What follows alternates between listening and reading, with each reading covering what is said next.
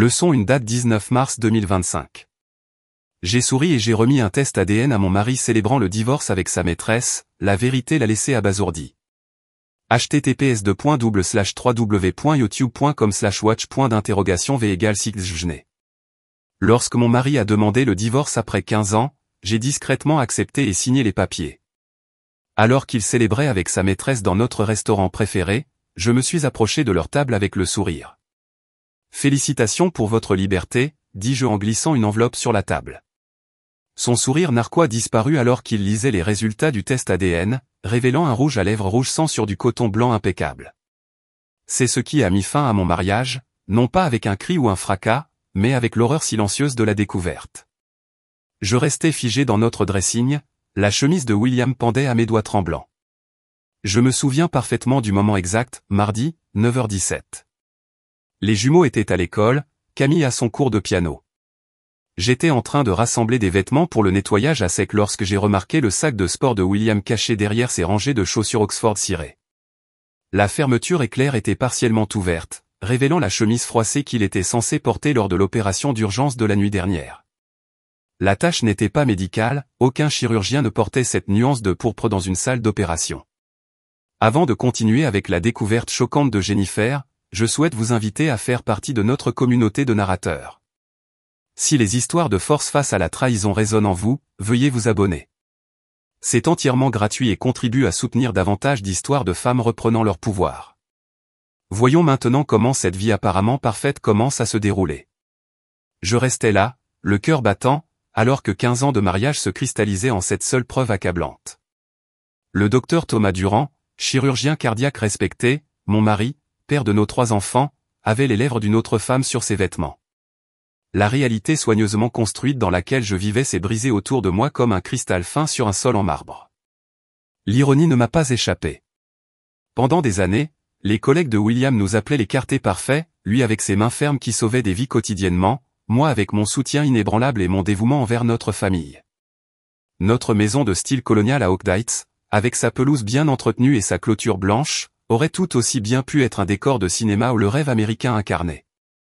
Jennifer rend tout cela possible, a-t-il déclaré lors d'une collecte de fonds à l'hôpital, son bras autour de ma taille, une flûte de champagne à la main. Je ne pourrais pas faire ce que je fais sans elle. Les épouses des autres médecins souriaient poliment, mais je pouvais voir l'envie dans leurs yeux.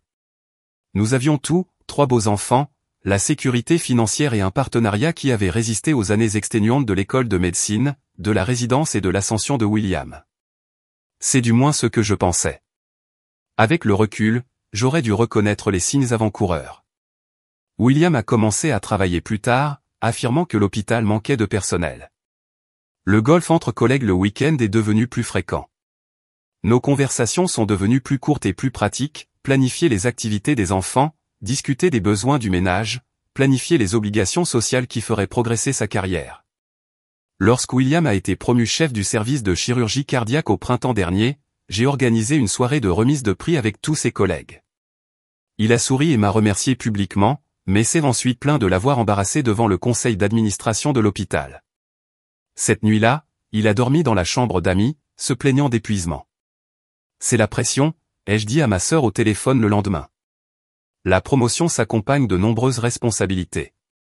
Les hommes au pouvoir changent souvent, Jen, a-t-elle prévenu. J'ai considéré son inquiétude comme du cynisme lié à son propre mariage raté. La distance physique s'est également accrue.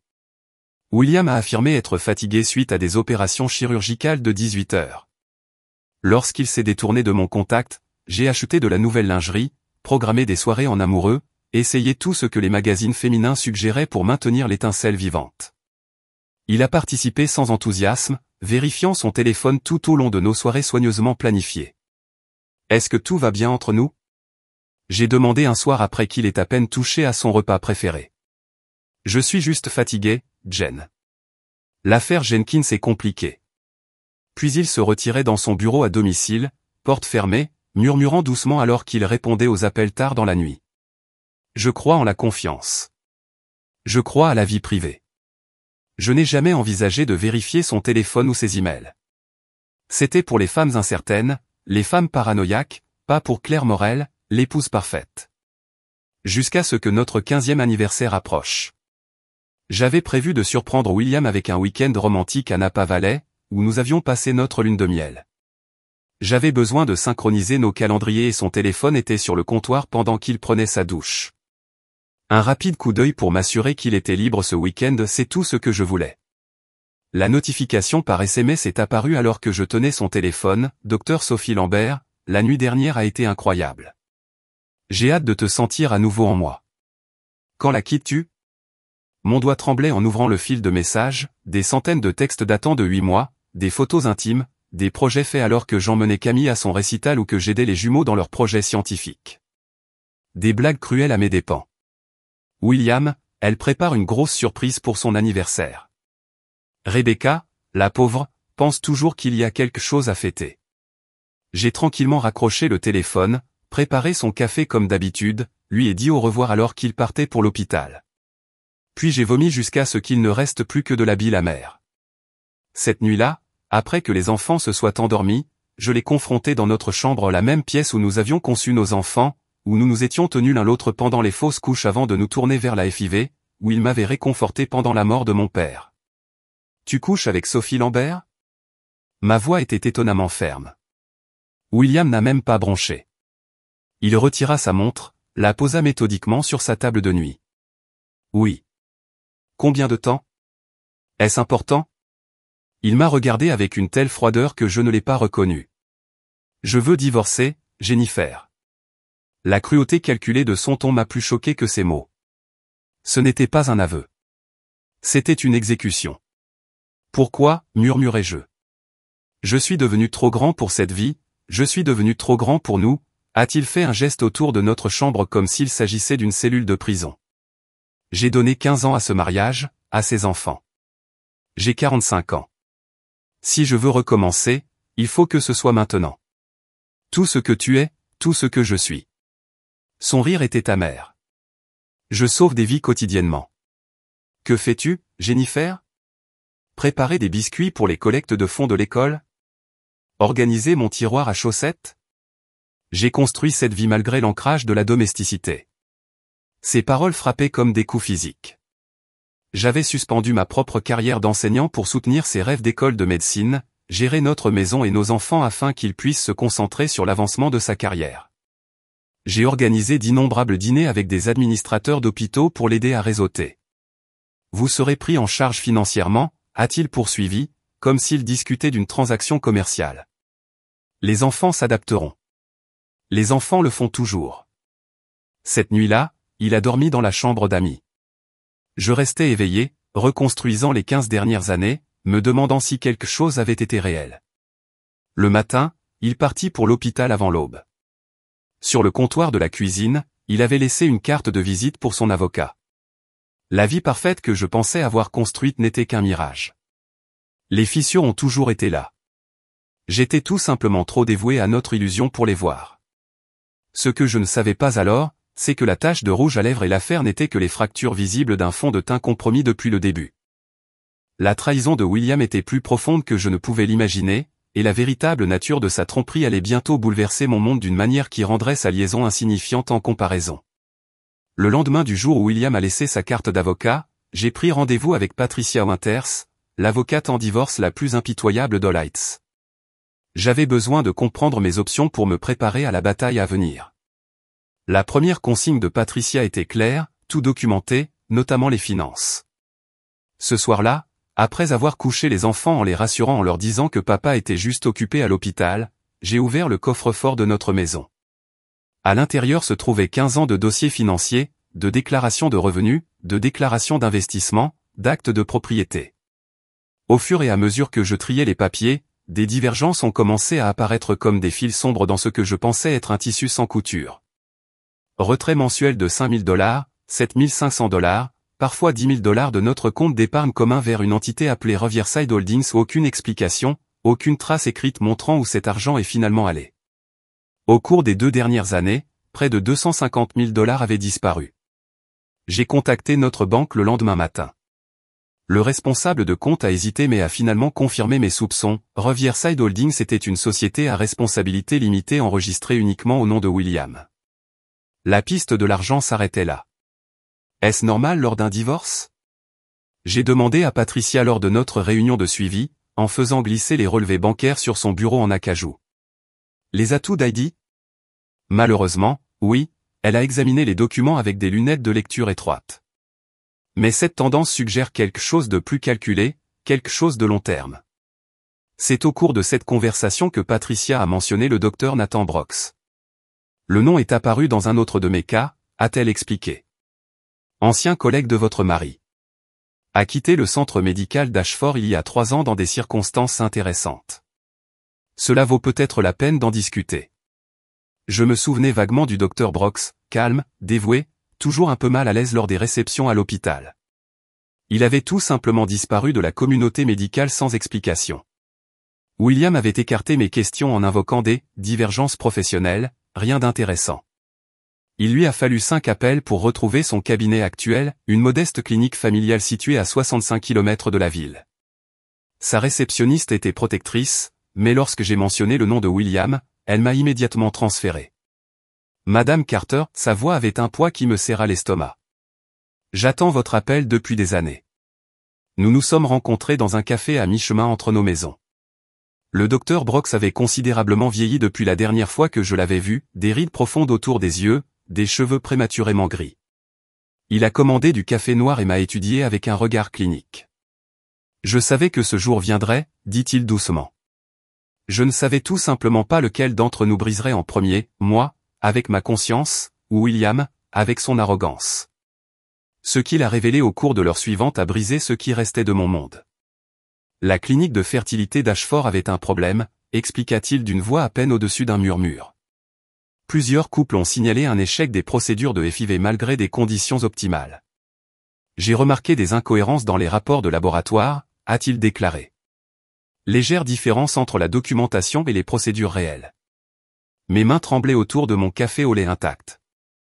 Nous avions subi 3 cycles de FIV pour concevoir les jumeaux, 2 autres pour Camille. Chaque échec avait été dévastateur. Chaque réussite est miraculeuse. J'ai commencé à enquêter tranquillement, a-t-il poursuivi. Le directeur de la clinique, le docteur Mercey, falsifiait les résultats, substituait des échantillons, manipulait les taux de réussite pour maintenir la réputation et le financement de la clinique. Lorsque je l'ai confronté, il a admis que William était conscient plus que conscient en complice. C'est impossible, murmurai-je. William voulait des enfants. Nous en avions tous les deux. Le docteur Brox a glissé une clé USB sur la table, dossier d'hôpital, rapport de laboratoire, signature de William autorisant des modifications de procédure, son euphémisme pour falsification d'échantillons, y compris le vôtre. Pourquoi? Ma voix s'est brisée. Pourquoi ferait-il ça? À l'origine, il s'agissait d'avancement de carrière, a expliqué le docteur Brox. Mercey faisait partie du conseil d'administration qui a ensuite promu William au rang de chef. Mais avec vos tests. Il hésita. William souffre d'une maladie cardiaque héréditaire, une cardiomyopathie hypertrophique, bénigne dans son cas, mais avec 50% de chances de la transmettre à ses enfants. Un chirurgien aussi ambitieux ne pourrait pas risquer des enfants atteints d'une maladie qui pourrait nuire à son jugement professionnel. Les implications m'ont submergé comme un raz-de-marée. Je m'agrippais au bord de la table pour me stabiliser. Ainsi, lors de nos traitements de FIV, il s'est assuré que son sperme n'était jamais réellement utilisé. La clinique a plutôt fait appel à des donneurs anonymes. William savait exactement ce qu'il faisait. J'ai quitté la réunion avec la clé USB qui a fait un trou dans mon sac à main et une recommandation pour un service de test génétique discret. Cette nuit-là, après que les enfants se soient endormis, j'ai collecté des échantillons d'ADN, cheveux de leur brosse, salive de leur brosse à dents. J'ai inclus l'un des peignes de William de la salle de bain principale qu'il n'utilisait plus. L'attente des résultats de 2 semaines a été atroce. William avait accéléré la procédure de divorce, exigeant des évaluations de garde, affirmant que mon instabilité émotionnelle faisait de moi une mère inapte. Son avocat a envoyé des lettres d'intimidation, remettant en question ma capacité à subvenir aux besoins financiers des enfants, suggérant que ma contribution à la famille avait été minime. Ils ont proposé un règlement qui me laisserait à peine de quoi survivre, une démarche calculée pour me forcer à me soumettre. Pendant ce temps, je préservais les apparences, aidais les jumeaux dans leurs projets scientifiques, assistais au récital de Camille, souriais au retour de l'école, hochais la tête poliment lorsque d'autres mères me posaient des questions sur l'absence de William, l'horaire de l'hôpital. Je dirais, tu sais ce que c'est. La nuit, j'ai enquêté sur les violations de l'éthique médicale et la fraude en matière de fertilité. Les cas que j'ai découverts étaient dévastateurs, des médecins utilisant leur propre sperme au lieu de ceux de donneurs, des cliniques mélangeant des embryons, des familles découvrant des vérités biologiques des décennies plus tard. Mais je n'ai trouvé nulle part un. Dans un cas comme le nôtre, un mari s'assurait délibérément que ses enfants n'étaient pas biologiquement les siens, créant ainsi une famille sous de faux prétextes, tout en entretenant la fiction du lien génétique. Les tests ont été convoqués un mardi matin. La voix de la femme était professionnelle et détachée. Nous avons vos résultats, Madame Carter. Souhaitez-vous que je les envoie par email ou préférez-vous en discuter par téléphone? Email, murmurai-je, sachant que je devais voir les preuves de mes propres yeux. Le langage clinique du rapport n'a pas pu atténuer le choc. Le père présumé est exclu en tant que père biologique des enfants testés. La probabilité de paternité est de 0%. J'en ai imprimé 3 exemplaires, un pour mon avocat, un pour le coffre-fort que j'avais ouvert à mon seul nom et un que j'ai glissé dans une enveloppe de couleur crème avec le logo de l'Ashford Medical Center, provenant du bureau à domicile de William. Pendant ces semaines à faire comme si rien n'avait changé, mes mains ne tremblaient plus. La dévastation s'était cristallisée en quelque chose de plus dur et de plus froid. Il ne s'agissait pas seulement d'une liaison ou d'avoir caché. Il s'agissait d'une trahison fondamentale qui avait commencé avant même que nos enfants ne soient conçus. William m'avait privé de choix. Il avait construit un mensonge élaboré qui a façonné 15 années de ma vie, mon identité de mère et l'existence même de nos enfants. Tout en se positionnant comme le généreux pourvoyeur, le père dévoué et le brillant chirurgien sauvant des vies. La vérité a tout changé.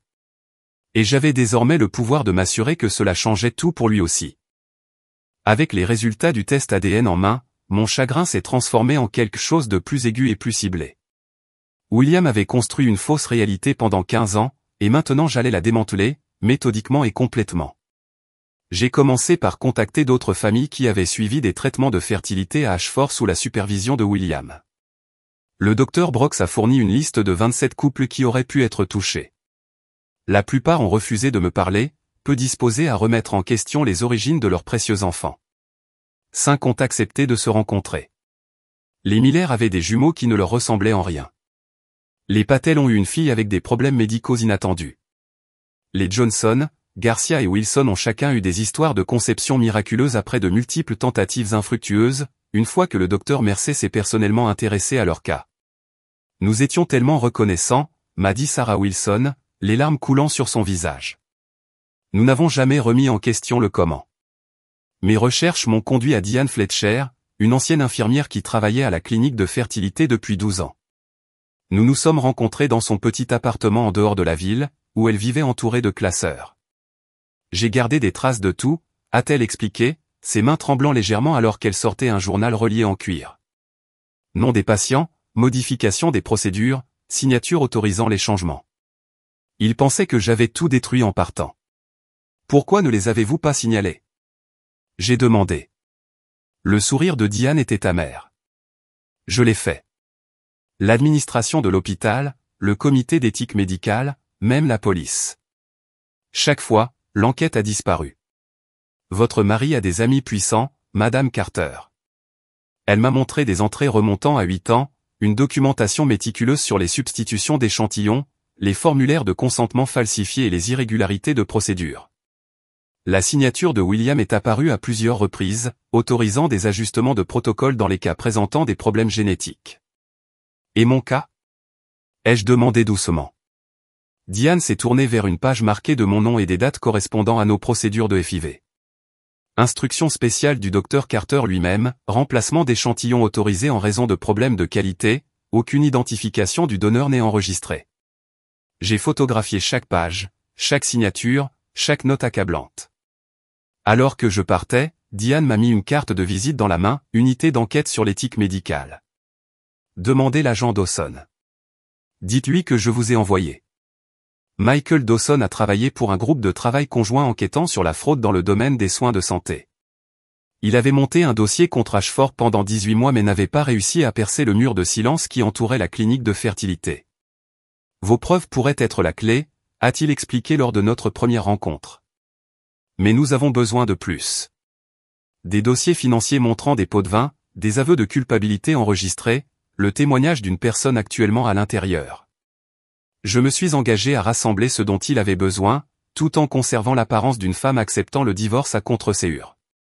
J'ai souri tristement à William pendant les séances de médiation, j'ai accepté des arrangements de garde temporaire et j'ai fait semblant de considérer son règlement financier insultant. Vous êtes étonnamment raisonnable, Jennifer, a fait remarquer William après une rencontre particulièrement tendue avec nos avocats. Les enfants passent en premier, répondis-je doucement. Je veux juste ce qu'il y a de mieux pour tout le monde. Sa confiance grandissait à chaque concession que je faisais. Il a amené Rebecca aux réceptions scolaires, l'a présentée à nos amis et l'a même fait passer la nuit lorsque les enfants ont visité son nouvel appartement du centre-ville. Pendant ce temps, j'enregistrais tranquillement des conversations, photographiais des documents et construisais mon dossier. Mon enquête a pris une tournure inattendue lorsque j'ai engagé un détective privé pour enquêter sur les antécédents de Rebecca. Le rapport a révélé quelque chose d'étonnant. Elle n'était pas seulement la collègue et amante de William. Elle était la fille de Melline Harrington. Melline Harrington avait été la patiente de William il y a 5 ans, un remplacement valvulaire de routine qui s'est soldé par une tragédie lorsque William aurait commis une erreur au cours de la procédure. L'enquête de l'hôpital l'a innocenté de tout acte répréhensible, concluant que Melline n'avait pas divulgué un médicament qui compliquait son opération. La vérité, enfouie dans les archives découvertes par l'agent Dawson, était que William dormait très peu après un week-end avec Rebecca à Chicago. Son erreur a été dissimulée, les dossiers falsifiés et la famille a payé avec les fonds Ashford. Le mari de Melline est décédé 1 an plus tard d'une insuffisance cardiaque provoquée par le stress, laissant Rebecca seule. Elle a changé son nom de famille, effacé les liens avec son passé et s'est méthodiquement frayé un chemin dans la vie de William, d'abord en tant que collègue, puis en tant que maîtresse. Sa vengeance avait mis des années à se préparer, tout comme la mienne l'était maintenant. J'ai réfléchi à la confronter, peut-être même en suggérant que nous travaillions ensemble, mais j'ai décidé de ne pas le faire. Les motivations de Rebecca étaient émotionnelles et volatiles. Le mien devait être calculé et précis. Au cours du mois suivant, j'ai recueilli les témoignages d'anciens employés de la clinique, documenté le cheminement de l'argent d'Ashford à Riverside Holdings jusqu'aux comptes offshore et obtenu les déclarations sous serment des patients dont les traitements avaient été compromis. L'agent Dawson a construit un dossier juridique, tandis que j'ai construit quelque chose de plus personnel, le démantèlement complet de l'image soigneusement conçue de Thomas Durand. J'ai enregistré William lors d'une de nos discussions coparentales, orientant subtilement la conversation vers les traitements de fertilité. Les jumeaux ont tes yeux, dis-je avec désinvolture. De bons gènes, répondit-il, distrait par son téléphone. Vous êtes-vous déjà demandé s'ils avaient hérité de votre maladie cardiaque? Sa tête s'est relevée. Quoi? Cardiomyopathie hypertrophique? Le docteur Brox l'a mentionné, dis-je. Le visage de William s'assombrit. Brox devrait se taire sur les choses qui ne le concernent pas. Les soucis de santé de nos enfants ne le concernent-ils pas? Concerne-moi. Il n'y a pas de quoi s'inquiéter, a-t-il rejeté. Je les ai fait tester il y a des années. Ils vont bien. Comment as-tu pu les tester sans me le dire? Je suis leur père et médecin. J'ai pris une décision médicale. L'enregistrement capturait chaque mot, sa reconnaissance de son état, son aveu d'avoir testé nos enfants à mon insu, sa prétention continue d'un lien biologique. C'était la dernière pièce dont l'agent Dawson avait besoin. Le timing n'aurait pas pu être plus parfait. Le gala annuel du Ashford Medical Center approchait, l'événement le plus prestigieux du calendrier de l'hôpital. William avait été sélectionné pour recevoir le prix médecin de l'année pour ses contributions révolutionnaires à la chirurgie cardiaque et ses normes éthiques inébranlables. L'invitation est arrivée chez nous, toujours adressée à nous deux malgré notre divorce imminent. William a envoyé un texto pour lui dire qu'il prendrait Rebecca comme rendez-vous, mais j'étais le bienvenu si ce n'était pas trop gênant. J'ai répondu avec un mélange parfait de dignité blessée et d'acceptation gracieuse. Je ne le manquerai pas. Vous méritez cette reconnaissance. Ce que William ne savait pas, c'est que j'avais déjà rencontré le président du conseil d'administration de l'hôpital, lui partageant des éléments de preuve sélectionnés. Une séance spéciale avait été programmée immédiatement avant le gala, une séance au cours de laquelle l'agent Dawson présenterait l'intégralité du dossier contre William, le docteur Mercer et la clinique de fertilité. Alors que je préparais ma robe de gala, une élégante robe noire dont Rebecca s'était un jour moquée en la qualifiant de maman de banlieue essayant la sophistication, dans un texte adressé à William, j'ai reçu une notification indiquant que William et Rebecca feraient la fête à Vincenzo après la cérémonie de remise des prix. Notre restaurant spécial, où il a proposé il y a 15 ans. C'était la touche finale parfaite à ma révélation soigneusement orchestrée. L'enveloppe contenant les résultats ADN était prête. Les autorités étaient prêtes. Chaque détail a été pensé. Pour la première fois depuis des mois, j'ai ressenti un sentiment de calme et de certitude. William avait passé 15 ans à construire un mensonge. Demain soir, la vérité serait enfin dite. La soirée du gala d'Ashford est arrivée avec un timing dramatique parfait, des orages menaçants mais retenus, le ciel sombre de potentiel. Je suis entré seul dans la salle de bal de l'hôtel, vêtu de la robe noire que William avait toujours dit me donner l'air de faire trop d'efforts. Mes cheveux étaient balayés, mes boucles d'oreilles en diamant, un cadeau d'un mari qui n'existait plus, au captant la lumière alors que je me déplaçais parmi la foule de l'élite médicale. J'ai immédiatement repéré William, tenant la cour près de la scène, un bras possessif autour de la taille de Rebecca. Elle portait du cramoisi, la même teinte que le rouge à lèvres qui avait déclenché cette cascade de révélations. Les membres du conseil d'administration de l'hôpital se rassemblaient autour d'eux, riant de ses blagues, admirant son parfait compagnon, image de la réussite. La réunion secrète du conseil d'administration s'était terminée à peine 30 minutes plus tôt. Depuis une pièce à côté, j'avais observé l'agent Dawson présenter les preuves, dossiers financiers, témoignages de patients, documentation détaillée de Diane Fletcher. Les expressions des membres du conseil d'administration sont passées du scepticisme au choc, puis à une sombre résolution. Le conseiller juridique de l'hôpital a immédiatement contacté le bureau du procureur. William, bien sûr, ne savait rien de tout cela lorsqu'il accepta les félicitations pour son prochain prix. Il ne savait pas que des policiers étaient postés à chaque sortie, attendant le signal de l'agent Dawson. Il ne savait pas que sa vie parfaitement construite était à quelques minutes de l'implosion. Je me mêlais tranquillement, acceptant les condoléances pour mon mariage raté de la part des épouses de mes collègues qui m'avaient toujours considéré comme rien de plus qu'un complice du génie de William. C'est tellement courageux de votre part de venir ce soir, murmura Margaret Reynolds, l'épouse du chef du bloc opératoire. Sa sympathie était sincère, même si ses yeux suivaient William et Rebecca. Je ne manquerai pas de voir William recevoir la reconnaissance qu'il mérite, répondis-je avec un sourire qui la mettait visiblement mal à l'aise. La cérémonie de remise des prix s'est déroulée comme prévu. La présidente du conseil d'administration de l'hôpital, le docteur Elena Winters, a décidé que la révélation publique serait plus efficace qu'une arrestation discrète. William est monté sur scène sous un tonnerre d'applaudissements, acceptant le trophée de cristal avec une humilité exercée. La médecine n'est pas seulement une science, a-t-il lancé dans le micro. C'est une confiance sacrée entre le médecin et le patient. L'éthique doit guider chaque décision, chaque procédure, chaque instant en salle d'opération. J'ai observé Rebecca pendant son discours, la légère tension dans ses épaules, l'adoration calculée dans ses yeux. Elle jouait un rôle, tout comme moi pendant 15 ans, mais pour des raisons très différentes.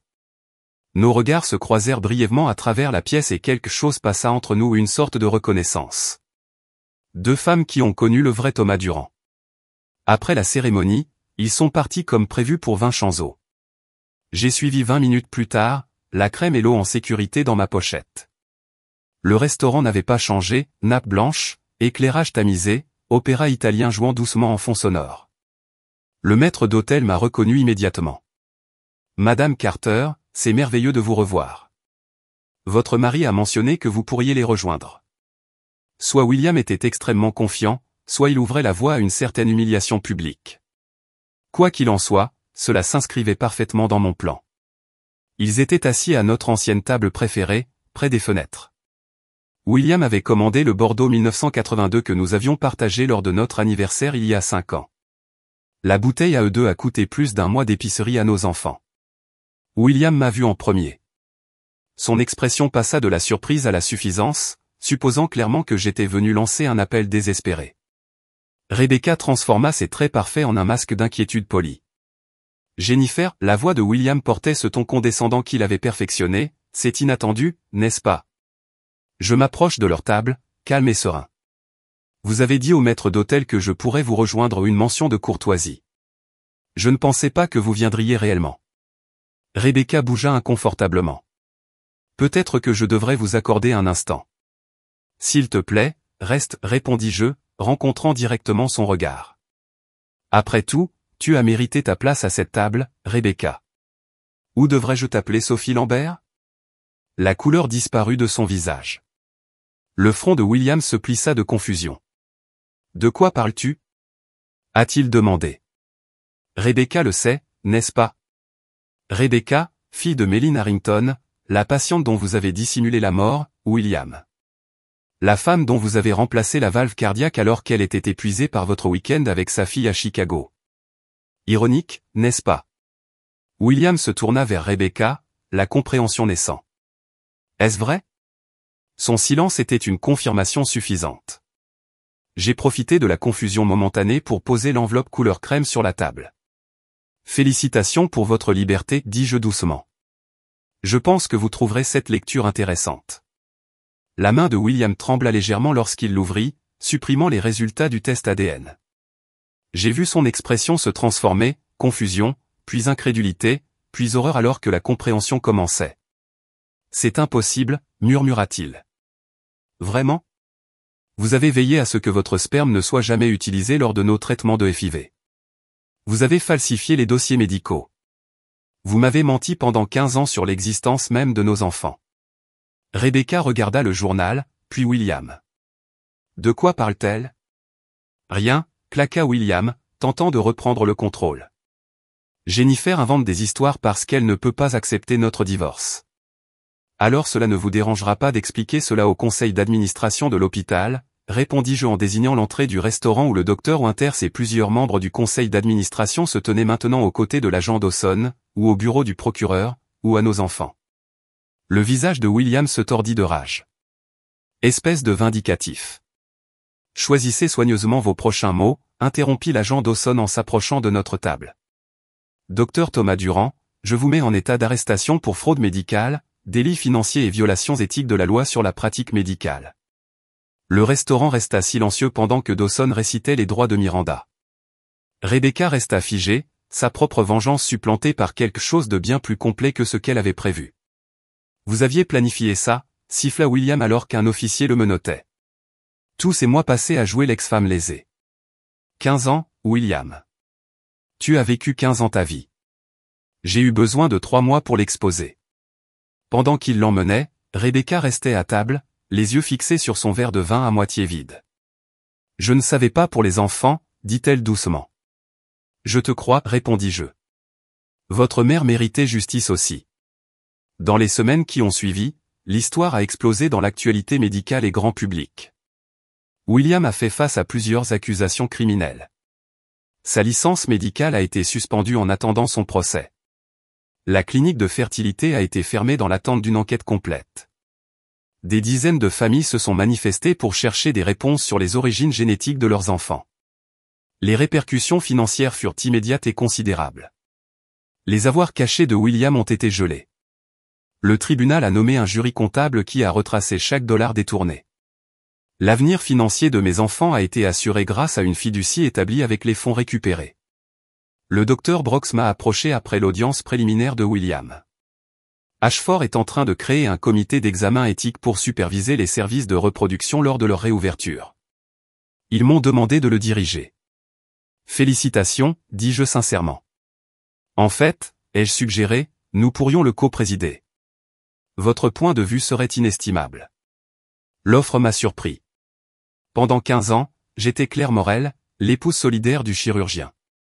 Mon identité avait été englobée dans la carrière de William, ses besoins, son image. Maintenant, on me demandait de m'avancer comme moi-même. 6 mois après le gala, je me suis assis en face de Rebecca dans un autre restaurant.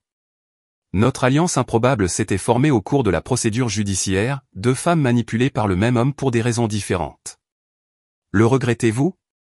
A-t-elle demandé, exposant tout. Les enfants finiront par apprendre la vérité. J'ai soigneusement examiné sa question. Ils apprendront que leurs origines ne sont pas celles que nous pensions, mais cela ne change rien à qui ils sont ni à quel point je les aime. Les fondements de leur vie ont été construits sur des mensonges. J'ai choisi la vérité, aussi difficile soit-elle. Cette nuit-là, en regardant mes enfants dormir dans la maison que nous avions gardée malgré les tentatives de William pour forcer sa vente, j'ai ressenti quelque chose d'inattendu au non pas de satisfaction ou de justification, mais de libération. L'illusion familiale parfaite s'était brisée, mais à sa place il y avait quelque chose d'authentique. Je ne vivais plus le mensonge soigneusement construit de quelqu'un d'autre. Pour la première fois en 15 ans, j'écrivais ma propre histoire désordonnée, compliquée et absolument mienne.